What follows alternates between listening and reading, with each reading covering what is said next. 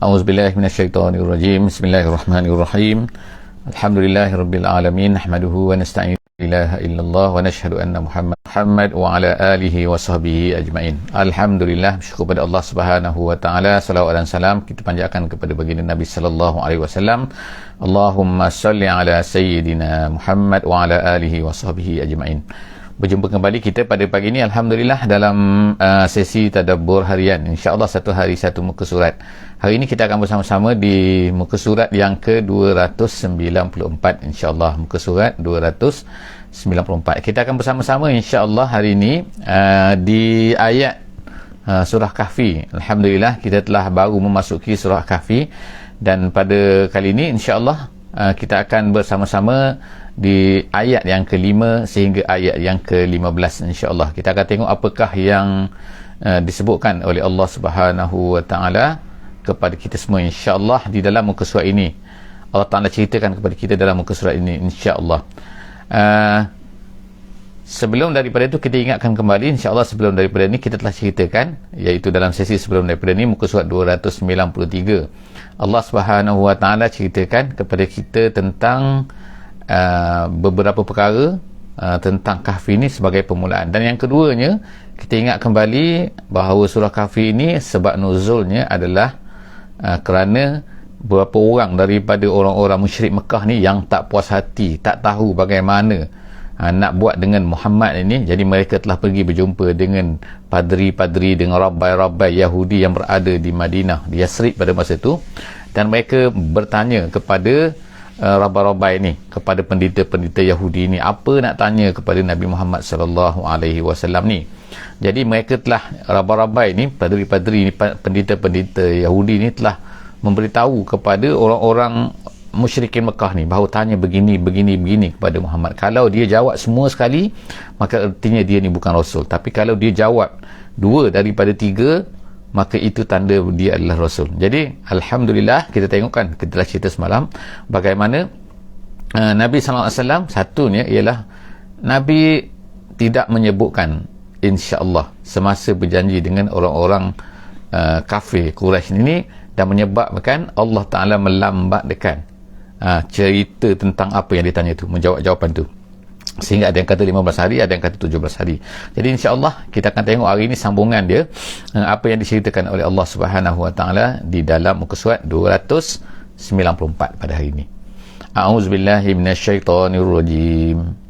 Bismillahirrahmanirrahim. Ma lahum bihi min ilmin wala liabaihim kaburat kalimatan takhruju min afwahihim in yaquluna illa kadhiba. Sadaqallahul azim. Ayat ini, ayat yang kelima yang kita baca pada pagi ini, adalah merupakan sambungan daripada apa yang sebelum ni, iaitu Allah Ta'ala ceritakan penceritaan sebelum ni, iaitu Allah SWT menyebutkan bahawa orang-orang Kristian telah menyebutkan bahawa Nabi ini ada anak. Minta maaf, Allah tu ada anak. Jadi perkataan ini bukan, tapi ada juga di kalangan orang-orang Yahudi sebenarnya yang mengatakan perkataan yang sama, iaitu bahawa Allah ni ada anak. Orang-orang musyrik Mekah juga mengatakan Allah ni ada anak, iaitu setengah daripada mereka, setengah daripada orang-orang musyrik Mekah ni, orang musyrik mengatakan bahawa malaikat itu merupakan anak-anak perempuan kepada Tuhan. Jadi maknanya orang musyrik ke, orang Yahudi ke, tapi yang masyhurnya orang Kristian dah, itu dah menjadi ajaran mereka sampai sekarang, sampai pada hari ini. Kita tengok mereka mengatakan bahawa iaitu Isa ni adalah anak Tuhan. Jadi ini adalah satu perkara yang Allah Ta'ala sebutkan, ma lahum bihi min ilmin. Allah Ta'ala kata ma lahum bihi min ilmin, mereka ni tak ada pengetahuan. Ma lahum, tidak ada bagi mereka ini, bihi, dengan kata-kata mereka itu, kata-kata yang mengatakan bahawa Allah ini ada anak tu, min ilmin. Mereka tak ada ilmu, bukan base kepada satu-satu benda yang sahih, maknanya satu ilmu. Bahkan itu adalah merupakan apa yang mereka turun-temurun kan. Ayah mereka kata macam ni, mereka pun kata macam tu juga. Wala li abaihim, sebab tu Allah Ta'ala kata dia, dan begitu juga ayah-ayah mereka yang mengatakan perkataan-perkataan tu, perkataan yang mengatakan Allah ni ada anak ni, sebenarnya adalah satu benda yang malahum bihi min ilmin. Mereka tak ada ilmu, bukan based on satu benda yang ilmiah pun, kalau kita kata bahasa hari ini. Kaburat kalimatan takhruju min afwahim. Allah Ta'ala kata kata-kata macam tu iaitu adalah satu benda yang sangat-sangat besar, sangat dahsyat. Mereka fikir main-main kan. Sebab itulah kita ni makna kena fikir kan. Bila kita nak bercakap satu-satu benda, kita kena fikir benda ni kadang-kadang setengah benda tu besar. Bagi orang Kristian, dia kata ini Jesus ni adalah anak Tuhan, dia fikir benda ni main-main ke. Sedangkan benda ni adalah satu benda yang besar. Dia kata, Allah Ta'ala kata kaburat kalimatan, satu benda ni adalah besar, perkara ni takhruju min afwahim, yang keluar daripada mulut mereka. Mereka kata dengan mudah saja, in yaquluna illa kaziba. Allah Ta'ala kata tidak adalah, in tu makna tidak, tidaklah yaquluna, mereka perkatakan, apa mereka katakan, illa kaziba, illa maqulan. Allah dalam tafsir kata, melainkan kata-kata yang mereka sebut itu ialah maqulan, satu kata-kata yang kaziba, yang bohong, sudah habis-habis bohongnya. Itu ayat yang kelima. Allah Ta'ala tolak nak katakan bahawa benda yang mereka cakap ni satu benda yang besar, jangan main-main, dan satu penipuan yang besar, dan tidak base kepada ilmu langsung. Tapi mereka percaya. Kalau kita sebut cerita pasal benda sains ke, benda apa ke, mereka susah pula nak percaya kan. Kalau kata mana base ni, mana ilmu, mana bukti, mana. Tapi bila mereka tu dengar benda-benda macam tu, mereka boleh kata pula tak ada ilmu pun mereka ikut juga kan. Kemudian seterusnya, fala'allaka bakhi'un. Allah Subhanahu Wa Ta'ala berkata kepada Nabi SAW, fala'allaka. Ini cerita pasal Nabi pula kan. Ada setengah pendapat ulama mengatakan ayat yang ke-6 ni adalah merupakan sambungan daripada apa yang ayat nombor 5 dan juga ayat nombor 4 sebelum daripada tu, iaitu berkenaan dengan orang-orang Kristian yang mengatakan bahawa Tuhan yang ada anak. Jadi tapi ada setengah mengatakan, setengah pendapat ulama tafsir kata ayat yang ke-6 ni adalah berkaitan dengan sikap orang-orang musyrik yang terus menolak Nabi SAW. Jadi ada dua pendapat ayat yang ke-6 tu.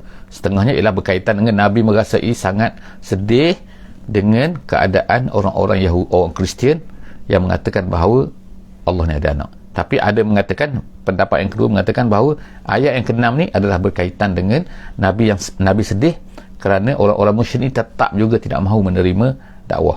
Jadi Allah SWT kata fala'allaka bakhi'un, kemungkinan Muhammad, kamu ni, la'alka tu kamu Muhammad, bakhi'. Bakhi' ni ialah satu gangguan emosi sebenarnya, iaitu boleh yang teruk, yang dahsyat, yang boleh menyebabkan kepada kematian. Itu bakhi'. Jadi Allah SWT sebut ni, menggunakan perkataan ni, kemungkinan kamu ni Muhammad boleh jadi, kalau tidak ditolong oleh Allah SWT, menyebabkan kamu ni terseksa batin kamu lah kan, perasaan kamu, emosi kamu, bakhi'un nafsak. Sebab apa? Sebab apa kamu rasa macam tu? Ala asarihim, sebab ala asarihim, di atas sikap mereka tu, iaitu mereka tu berpaling daripada kamu. Itu asar tu kesan maknanya, tapi hasil maknanya apa yang dilakukan oleh orang kafir terhadap kamu, itu menyebabkan kamu kemungkinan boleh nak jadi mati. Illam yu'minu bihazal hadis, kerana mereka itu tidak beriman dengan hazal hadis. Hazal hadis tu maknanya Quran. Jadi asafa, kerana terlalu sedih, kamu sedih sangat, kamu nak mereka beriman, Allah Ta'ala sampaikan Quran kepada kamu, hazal hadis, tapi mereka tidak beriman, kemungkinan menyebabkan, Allah Ta'ala kata boleh menyebabkan kamu mati ni kalau ikutnya kan. Sebab apa? Dia berlawan kan kesungguhan nak kepada iman daripada mereka tu sungguh-sungguh kan, tapi mereka ni tak nak beriman. Jadi fala'allaka bakhi'un nafsak, kemungkinan sampai tahap macam tu. Jadi nak tunjukkan sini juga perasaan Nabi SAW terhadap, maknanya ingin sangat tu kan supaya orang-orang yang tak, orang musyrik ni, orang yang didakwah ni supaya beriman. Kita kalau ada perasaan macam tu, Masya Allah kan, hebat kan maknanya kan. Sampai tu nak cerita dalam masa yang sama, tak langsung ialah menunjukkan bahawa bersungguhnya Nabi SAW perasaan dia tu kan nak orang-orang yang tak beriman tu supaya beriman. Sebab itulah dia berusaha bersungguh-sungguh. Jadi kalau kita tak ada perasaan tu, itu adalah satu masalah juga kepada kita tu. Ayat yang ke-7 insya-Allah, inna ja'alna ma'al ardi zinatan laha. Kemudian Allah Ta'ala sebutkan kenapa orang yang tidak beriman ni, ni kalau kita ikut kaitan lah kan, ayat ke-6 dengan ayat yang ke-7. Kenapa orang yang tak nak beriman ni, kenapa yang jadi macam Allah SWT sebut sini, inna ja'alna, sesungguhnya kami jadikan ma'al ardi, apa yang di atas bumi. Apa yang di atas bumi ni, tak ada haiwannya, sama ada pokoknya, sama ada bangunannya, sama ada semualah, sungai-sungainya, pemandangan yang cantiknya kan. Allah Ta'ala kata inna ja'alna ma'al ardi, kami jadikan semua benda yang ada atas muka bumi ini zinatan laha, sebagai perhiasan je. Maksud perhiasan ni sebentar je. Dan tafsir kata maknanya lepas mati tak adalah, tak boleh manfaat pun. Orang mati tak boleh manfaat pun daripada kecantikan pandangan, suara yang indah kan, opera house ke apa benda kan, yang dengar sedap kan, jadi sedap ke, makan sedap ke, tengok. Itu hanya zinah. Allah Ta'ala kata sini, apa yang ada atas muka bumi ini adalah zinatallaha, perhiasan kepada bumi itu. Linabluwahum. Apa tujuan dia?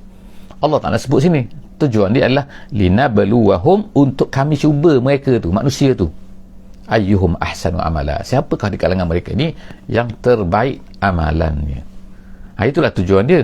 Allah Ta'ala jadikan apa atas muka bumi ni, jadi rupa-rupanya ramai manusia terpikat dengan apa yang ada atas dunia ni. Lalu berlakulah apa yang berlaku kan. Jadi mereka pun menolaklah Muhammad kamu, dan menyebabkan mereka ni tidak beriman. Nah, kamu kemudian terima kasih kepada yang berfeedback, insyaAllah. Okey, jadi Allah SWT sebut dalam ayat yang ke-8. Seterusnya kita baca ayat yang ke-8. Wa inna laja'iluna ma'alaiha sa'idan juruza. Allah Ta'ala sebut tadi kan, ma'alaiha, ma'alal ardi, apa yang di atas muka bumi ni Allah Ta'ala jadikan sebagai zina, dalam ayat yang ke-7. Kemudian ayat yang ke-8 Allah Ta'ala kata wa inna laja'iluna, dan kami, Allah Ta'ala sebutkan, kami laja'iluna, akan menjadikan ma'alaiha, apa yang di atas muka bumi itu nanti sa'idan. Sa'idan tu ialah sana satu tanah yang mana debu lah kira kan. Kalau ikut sa'id ni lah, satu tanah yang berdebu, maknanya ialah yang ditinggalkan, yang tak ada apa dah, yang akan jadi rata. Jadi ikut tafsirannya maknanya nanti kami akan jadikan itu telah rata, tak ada apa-apa pun kan. Sa'idan juruza, juruza tu kering kontang, tandus.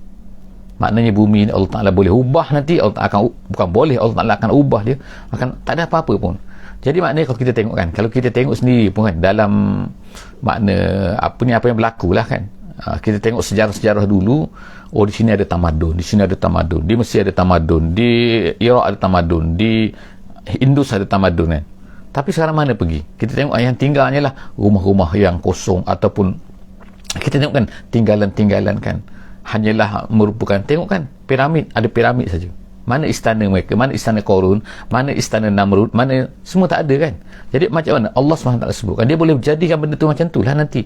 Ini yang kita tengok kan, New York City ke apa City, San Francisco City ke, Paris City ke, London City ke, Allah SWT boleh ubah dia jadi mana semua benda tu lah. Tengok kan betapa susahnya manusia nak bina, Allah Ta'ala boleh ratakan. Tak kira lah melalui peperangan, melalui apa kan, gempa bumi ke apa kan, Allah Ta'ala boleh jadikan wa inna laja'iluna ma'alaiha, apa yang ada di atas muka bumi ni sa'idan, jadi debu-debu semua kembali kan, jadi rata semua kan, juruza, yang tandus, yang tak ada apa-apa. Tengok kan maknanya, dalam sekelip mata pun Allah Ta'ala tukarkan.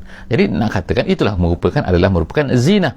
Kemudian amhasibtan, sekarang ni masuk kepada ayat yang ke-9. Kita pun mula masuklah kepada cerita tentang Ashabul Kahfi. Okey, jadi kita tengok sini kan, inilah merupakan soalan pertama yang ditanyakan oleh pendeta-pendeta Yahudi ni kan, yang diminta tanya kepada Nabi Muhammad, iaitu tentang satu kumpulan pemuda-pemuda yang lari daripada kampung mereka. Kerana apa? Kerana untuk menyelamatkan iman mereka. Jadi ceritanya adalah mereka ni 6 orang, kemudian mereka ni dipaksa untuk menyembah berhala. Jadi mereka tidak nak, lalu mereka pun lari 6 orang ni. Kemudian di tengah jalan mereka berjumpa dengan seorang penggembala kambing. Jadi dan penggembala kambing tu ada anjing. Jadi mereka dakwah penggembala kambing ni, dan akhirnya penggembala kambing pun ikut bersama-sama mereka, beriman, dan mereka ikut sama-sama mereka untuk lari.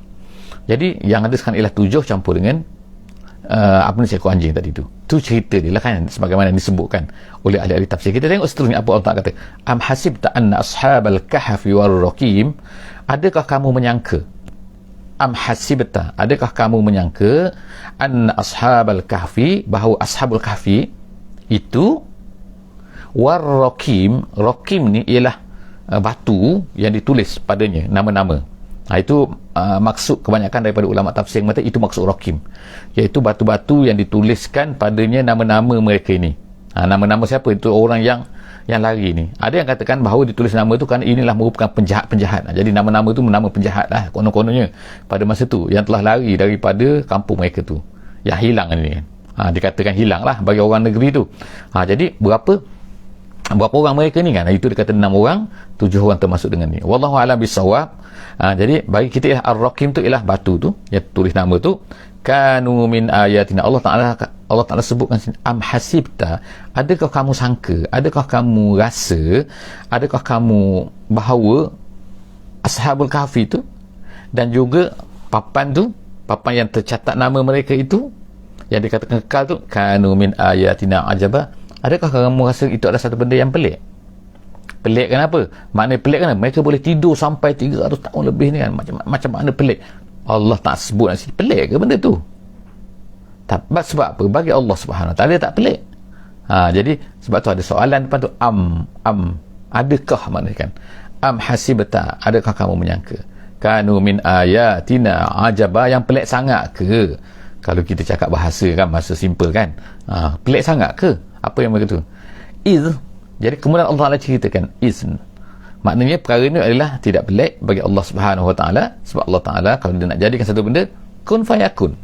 Terlalu mudah kan bagi Allah Subhanahu Wa Taala. Allah Taala sebut iz awal fityah, ketika awal ni maknanya menyelamatkan diri, menyelamatkan agama mereka. Sebenarnya bukannya menyelamatkan diri dalam bahasa kita tu, bukan maknanya menyelamatkan nyawa mereka saja, tapi agama tu nombor satu yang penting. Iz awal fityah, ketika fityah ni jamak, perkataan jamak kepada fata. Kalau seorang kita panggil fata dalam bahasa Arabnya, kalau ramai dipanggil fityah. Jadi kita katakan bahawa mereka ni adalah 6 ataupun 7 orang. Jadi ilal kahfi, ketika mereka ni lari untuk menyelamatkan iman mereka ke satu kahfi, satu gua. Kahfi ni ialah maksudnya ialah iaitu satu gua di dalam bukit. Kalau gua tak dalam bukit, dia tak panggil kahfi dalam bahasa Arab. Faqalu, lalu mereka berkata, pada masa tu maknanya doa mereka, Rabbana atina min ladunka rahmah wa hayyi' lana min amrina rasyada. Tu doa mereka. Jadi doa mereka ni disebutkan oleh Allah Subhanahu Wa Taala dalam Quran, jadi sangat cantik bagi kita kan. Kalau kita ambil sini ialah doa-doa ini adalah untuk menjadi amalan kita. Jadi kalau kita nak beramal dengan doa dalam Quran ni adalah doa yang tercantik lah kan. Doa tercantik kan. Jadi selepas tu doa daripada hadis Nabi sallallahu alaihi wasallam diajar oleh Nabi, dan kemudian barulah tak menjadi masalah untuk kita menggunakan doa-doa yang ditulis-tulis oleh ulama kan. Itu tak jadi masalah kan. Cuma yang terbaik kita sebutkan ialah apa yang disebutkan oleh Al-Quran, yang mana dia kemudian jamek manik, yang disimpulkan, tersimpul, yang mana walaupun pendek tapi sebenarnya ialah mempunyai makna yang diajar oleh Allah SWT kepada kita semua kan. Jadi mengenai ini Ashabul Kahfi ini mereka pun berdoa, mereka lari untuk menyelamatkan diri, menyelamatkan iman mereka. Mereka berkata, Rabbana atina, ya Allah berilah kepada kami, min ladunka, daripada sisi engkau ya Allah, rahmat wa hayyi' lana, dan perbaiki. Wa hayyi' lana itu maksudnya perbaikilah diri kami ini ya Allah, min amrina rasyada, supaya jadilah kami ini terus mendapat hidayah kan. Itu maksudnya min amrina rasyad, jadilah kami ini berterusan di atas hidayah, jangan jadilah ada orang boleh paksa kami sehingga kami ini tercabar iman kami dan sebagainya. Kemudian ayat yang ke-11 Allah SWT pun sebut fadarabna ala azanihim, lalu kami pun darabna. Asal makna darabna ialah pukul, ala di atas telinga mereka. Kita tengokkan telinga ni berbeza dengan mata. Mata ni boleh tutup. Mata ni kita ada kelopak mata kan. Tapi telinga mana ada? Tak ada. Kita tak ada. Dia maknanya kalau ikutnya kan, kalau kita tak boleh tutup macam mana pun, kena cari penutup lah kan, kalau nak tutup kan. Jadi maknanya kalau ikutnya kita boleh dengar kan apa yang berlaku. Kalau masa tidur mana. Sebab itulah kita pasang alarm kan. Kalau kita nak tidur supaya dia berbunyi tu kan bangun. Kita akan membangunkan kita lah. Kan. Jadi tapi tak ada yang mata kan. Sebab mata boleh tutup. Gitu kan. Jadi maknanya sini Allah Ta'ala sebut sini kan, fadarabna ala azanihim, Allah Ta'ala pukulkan ke atas telinga mereka, maksudnya tidurkan mereka, menyebabkan mereka ni tak dengar apa-apa kan. Ala azanihim, di atas telinga-telinga mereka, fil kahfi, di dalam gua itu, sinina adada, tahun-tahunan yang sangat-sangat banyak. Jadi kita tak sebut lagi di sini tahunnya banyak mana kan, tapi Allah Ta'ala sebut sini sangat-sangat lama maknanya, iaitu lebih daripada 300 tahun tu kan. Summa ba'asnahum, kemudian kami pun bangkitkan mereka, maknanya bangunkan mereka daripada tidur mereka tu, lina'nam, untuk kami mengetahui ayyul hizbain, manakah Hizbain maknanya orang yang banyak beri pendapat lah kan. Hizbain ni iaitu kalau ikut hizbain ni maknanya golongan yang mana ada yang kata time dia macam ni, ada yang kata time dia macam ni kan. Allah Ta'ala sebut kan alal hizbain ni ahsa lima labithu amada, yang paling ahsa, yang dapat mengira lima labithu amada, berapakah tempoh masa mereka boleh tidur, mereka tidur tadi tu. Jadi Allah Ta'ala sebut sini kan, maknanya kamu bangkitkan tu lah. Jadi maknanya kalau kita tengok pun tak adalah orang kata 1 hari ke 2 hari, tak kan. Semua orang dah sepakat mengata ini lama sangat kan. Macam mana boleh tahu lama sangat? Nanti kita akan tengok nanti kan, Allah Ta'ala ceritakan bagaimana tahu rupanya mereka tidur ni dah beratus tahun ni kan, bukannya 1 hari, bukannya 2 hari ni kan. Kita tengok sini. Jadi itulah di antara Allah Ta'ala nak tunjukkan kehebatan Allah Ta'ala ni boleh, kuasa Allah Subhanahu Wa Ta'ala boleh menjadikan kita ni boleh tidur mungkin 100 tahun, mungkin 200 tahun, mungkin 300 tahun kan. Allah Ta'ala boleh buat benda tu kan.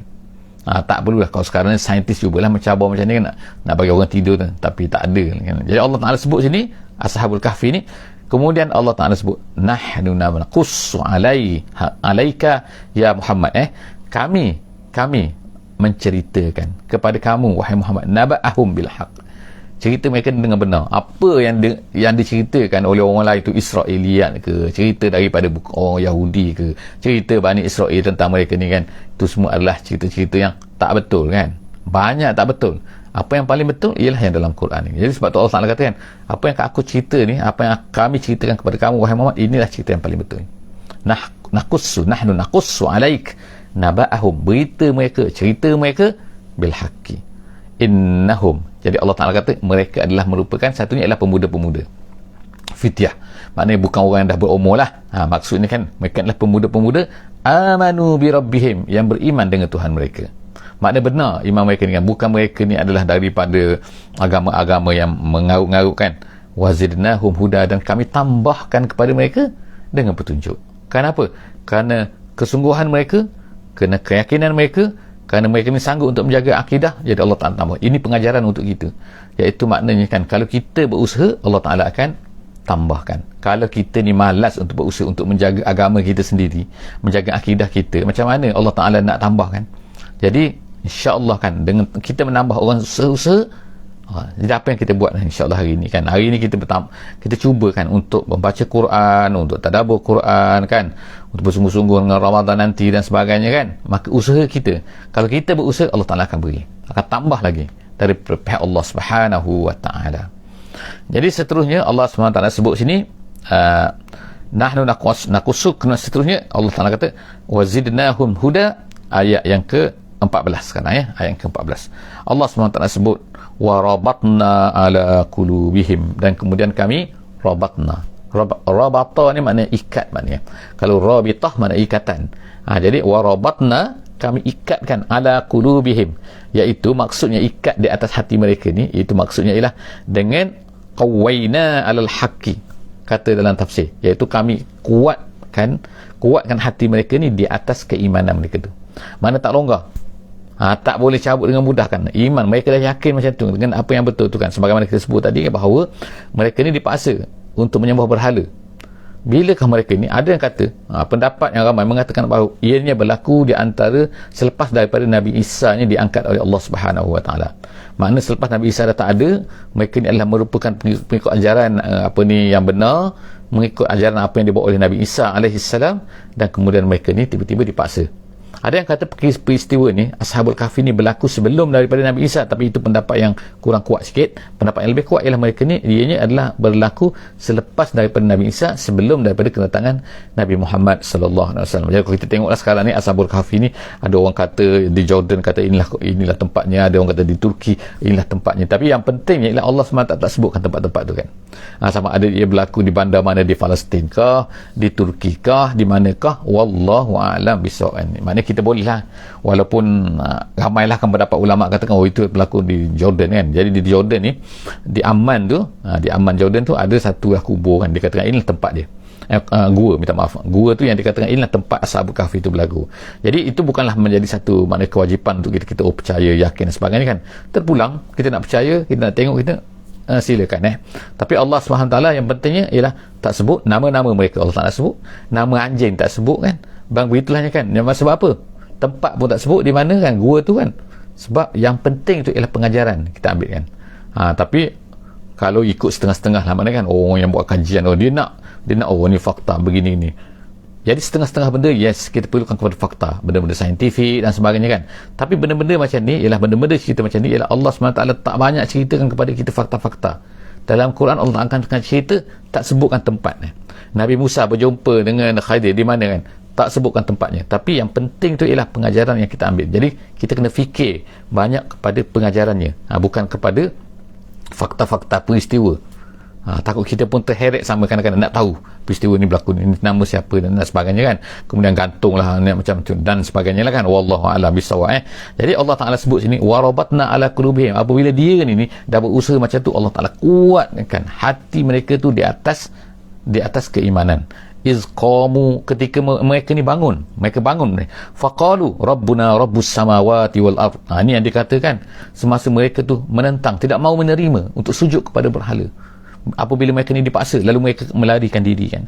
Lalu mereka berkata, Allah kata, inilah kan qamu, mereka bangun menolak suruhan paksaan orang tu. Jadi mereka pun berkata faqalu rabbuna rabbus samawati wal ard.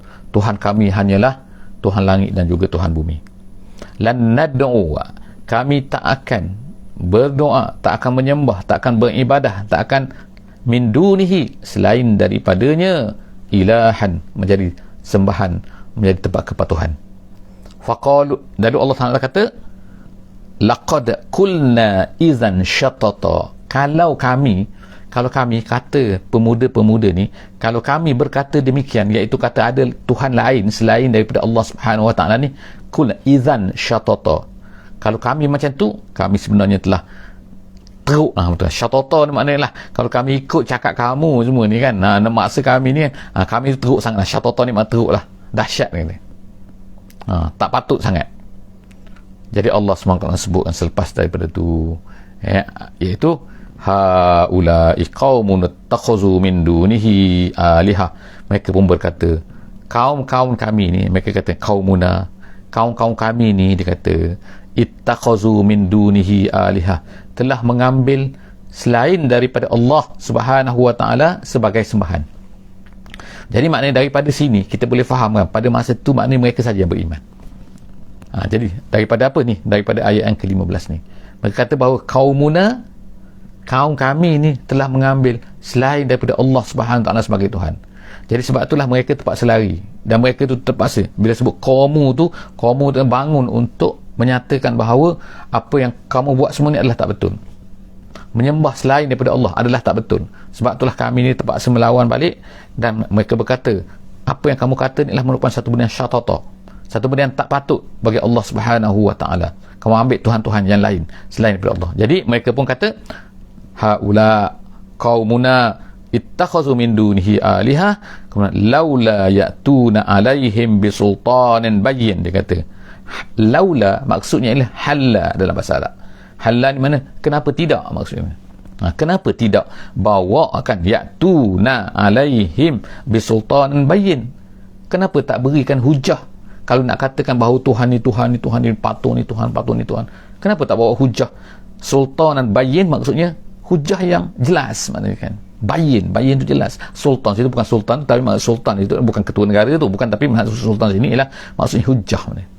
Berilah, kata kalau kamu nak kata ini adalah Tuhan, bawa mana hujah dia. Itu cabaran mereka ni kan. Maknanya mereka ni mencabar kuasa yang ada pada masa tu, kerana mengajak mereka kepada satu benda yang tak betul. Jadi Allah, kemudian mereka berkata faman azlamu mimman iftara 'ala Allahi kaziba. Siapakah lagi yang lebih dahsyat, yang lebih zalim daripada orang-orang yang mengadakan kepada Allah penipuan? Maknanya siapakah yang lebih dahsyat, siapa yang lebih jahat, siapa yang lebih zalim? Kalau kita kata yang zalim ni ialah orang yang zalim lah kan. Orang zalim ni orang buat aniaya kepada orang berzalimi orang lain. Tapi bukan, yang lebih zalim lagi, yang lebih tak patut lagi, yang lebih jahat lagi ialah apabila seseorang itu mengatakan terhadap Allah Subhanahu Wa Ta'ala satu benda yang tak ada. Mengatakan bahawa Allah yang ni pun berkuasa macam Allah, ini berkuasa macam, kita kata mensyirikkan. Jadi semua tu adalah merupakan benda-benda yang paling zalim sekali. Tengok kan, jadi kata-kata mereka itu dengan berani, itulah yang menyebabkan mereka ni hendak dibunuh oleh kaum mereka ni. Jadi setakat itulah saja, insya-Allah kita akan sambung lagi insya-Allah di muka surat 295 insya-Allah dalam sesi akan datang. Aku qauli hadza wa astaghfirullahal azim li wa lakum. Jumpa lagi insya-Allah. Jangan lupa untuk share, untuk untuk komen, dan juga untuk follow, untuk share link kepada kawan-kawan semua insya-Allah dalam grup masing-masing, insya-Allah, grup WhatsApp, grup Telegram, grup apa-apa ni insya-Allah, dalam Twitter insya-Allah. Moga-moga kita akan mendapat manfaat yang tanpa sedari bertambah pahala kita dengan izin Allah Subhanahu wa taala. Aku qauli hadza wa astaghfirullahal azim li wa lakum. Bismillahirrahmanirrahim. Wal 'asri innal insana lafi khusr illa allazina amanu wa 'amilus solihat wa tawasaw bil haqqi wa tawasaw bis sabr. Wassalamualaikum warahmatullahi wabarakatuh.